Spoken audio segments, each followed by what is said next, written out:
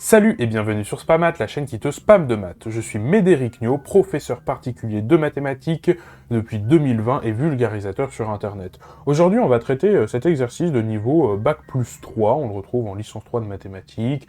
Donc c'est un exercice sur la théorie de la mesure, sur les intégrales de Lebesgue, montrer que l'indicatrice de Q est Lebesgue mesurable. Alors, qu'est-ce que ça veut dire ce truc-là on va traiter un cas, évidemment une condition suffisante. En général, on va pas se ramener à la définition. J'ai ma fonction indicatrice dans Q, donc que je vais écrire.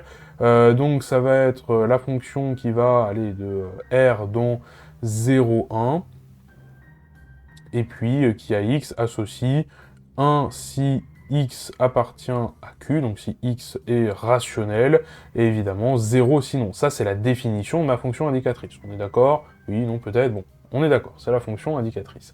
Et donc, une condition suffisante qu'on va utiliser ici, ça va être la chose suivante. On va prendre un borélien dans 0,1. Donc, pour rappel, la tribu borélienne, hein, c'est l'ensemble, enfin, c'est la tribu générée par les ouverts. Un borélien dans l'ensemble 0,1, sachant qu'il n'y en aura pas beaucoup, hein, des boréliens inclus dans 0,1, il n'y en a pas 50. Hein. L'ensemble des parties de 0,1, il n'y a que 4 éléments, puisque là, il n'y a que 2 éléments, 2 puissance 2, ça fait 4. Donc, on va prendre un B à l'intérieur de 0,1, B inclus dans 0,1, et on va regarder ce que c'est que ce f-1 de B. Si c'est un borélien, c'est gagné. Ce serait génial.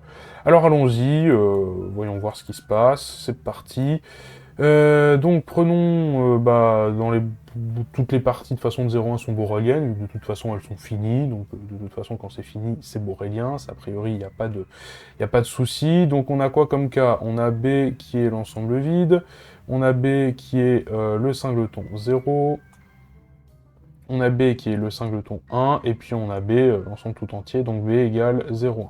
Traitons donc ces 4 cas, montrons que dans les 4 cas, on a bien un borélien de R. Alors, B de l'ensemble vide, B égale l'ensemble vide, pardon, c'est quoi f-1 de l'ensemble vide? Allez, je vais mettre B. C'est quoi f-1 de B? C'est donc l'ensemble des antécédents d'éléments de l'ensemble vide. Il n'y a pas d'éléments dans l'ensemble vide, l'ensemble des antécédents, c'est donc, oh, magie, l'ensemble vide. L'ensemble vide est-il un borélien de R? Oui, évidemment. Ça, c'est fini, ok. Donc, pour l'ensemble vide, ça marche. Pour B égale le singleton réduit à 0. C'est quoi f-1 du singleton réduit à 0? L'ensemble des antécédents, donc, d'éléments qui appartiennent au singleton 0. Donc, l'ensemble des antécédents de 0. Hein.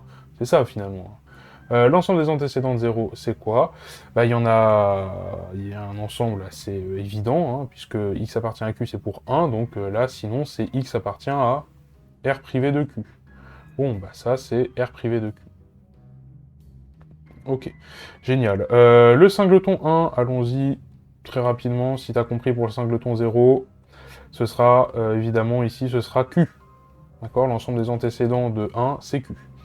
Ok, bon, dans les deux cas, là, qu'on vient de traiter, évidemment, c'est des boréliens. R privé de Q, c'est un borélien. Q est un borélien aussi. Est-ce qu'il y a besoin de le prouver? Je pense que ça va. Hein, on est d'accord sur le fait que c'est des boréliens. Et maintenant, B égale l'ensemble 0, 1. Ce truc-là, est-ce que ça marche? Eh ben, on regarde. C'est quoi l'ensemble des antécédents de 0, 1? C'est R tout entier.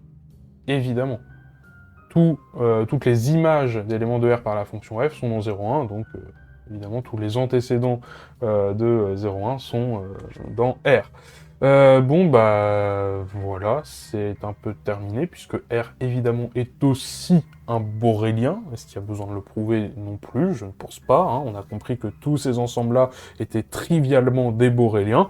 C'est terminé. On a montré que finalement l'image réciproque de tout borélien dans l'ensemble d'arrivée était aussi un borélien dans l'ensemble de départ, hein. À savoir donc que notre fonction est bien Lebesgue mesurable. Et donc c'est terminé, tu vois, exercice très simple, et forcément c'était très simple parce que c'est un exercice classique en fait qu'il faut que tu saches faire. C'est un exercice qui peut être vu limite comme du cours, hein. Ce résultat peut être vu comme du cours, c'est vraiment très classique, on le demande très souvent pour introduire justement la Lebesgue mesurabilité et les boréliens.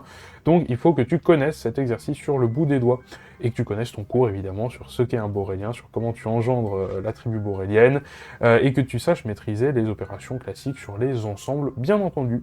Voilà, c'est la fin de cette correction, j'espère qu'elle t'a plu. Si c'est le cas, n'hésite pas à me le faire faire savoir, un petit like, un commentaire et un abonnement.